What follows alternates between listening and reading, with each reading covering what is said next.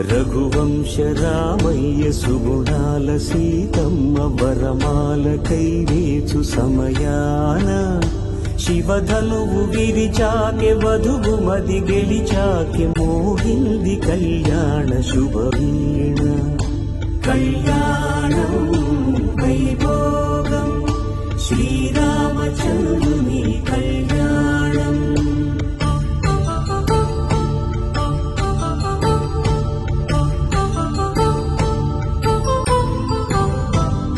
అపరంజితరుని